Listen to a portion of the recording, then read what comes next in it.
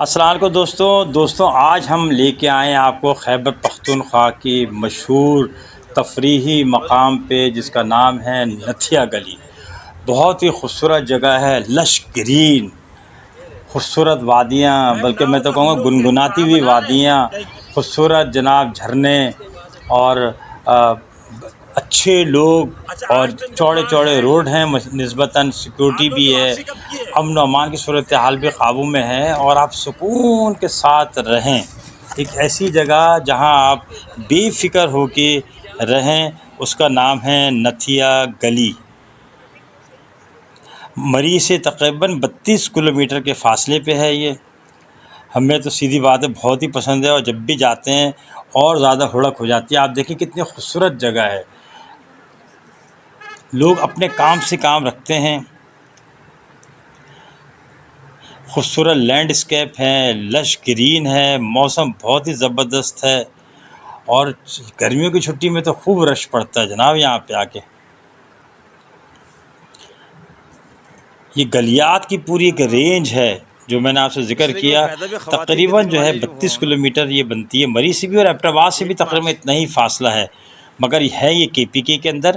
سمندر سے تقریباً 7,900 جو نا 50 فٹ 40 فٹ کے قریب اس کی ہائٹ ہے۔ موسم بہت خوبصورت ہے، جب آپ آتے ہیں اور بارش ہوتی ہے تو ایسا لگتا ہے جیسے آپ بادلوں کے مہمان ہیں۔ بادل جو ہے وہ نتھیا گلی میں آپ کی ہائٹ کے اوپر آ رہے ہوتے ہیں۔ ایک اٹریکشن کی جگہ ہے، مکش پوری ٹاپ بہت خوبصورت ہے۔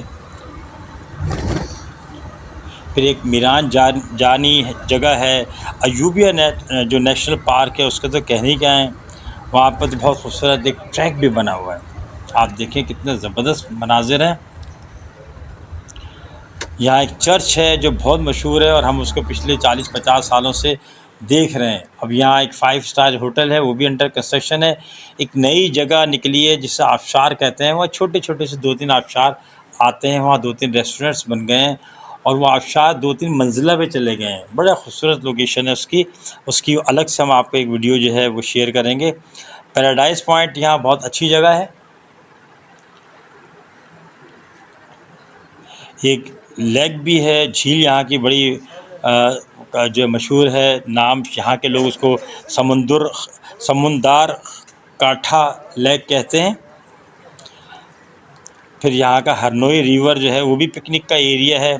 ہائیکنگ کے لیے بڑی زبردست جگہ ہے، دیکھیں آپ، ہائیکنگ کے لیے، کیمپنگ کے لیے کہتے ہیں، ہارس رائڈنگ یہاں پہ ہوتی ہے۔ آپ کو یاد ہوگا کہ ویل چیئر جو پاکستان نے پہلی لگی تھی وہ یہیں لگی تھی۔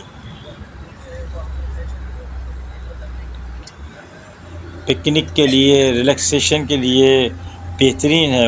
اپریل سے لے کے اور اکتوبر تک وہاں جانے کا مزہ ہی کچھ اور ہے۔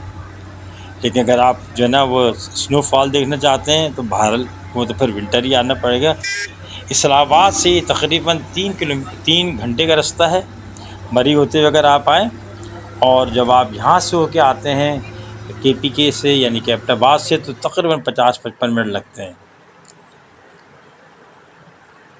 ہمیں اپنے آپ کو سب سے زیادہ ٹائم دینا چاہیے، اور اپنے آپ کو ٹائم دینے کا ایک طریقہ یہ بھی ہے کہ سال میں آپ اپنا کچھ بجٹ جو ہے نا مختص کریں اچھی جگہوں کو گھومنے کے لیے، اور 8-10 دن کی چھٹیاں لیں، اور جناب گھومیں پھریں، اور اللہ کا شکر ادا کریں کہ اس نے اتنی خوبصورت دنیا بنائی ہے۔ اب ہماری یہ جو ہے ویڈیو ختم ہونے والی ہے، اپنا اس چینل کا خیال رکھیں، خوش رہیں، سلامت رہیں۔ السلام علیکم۔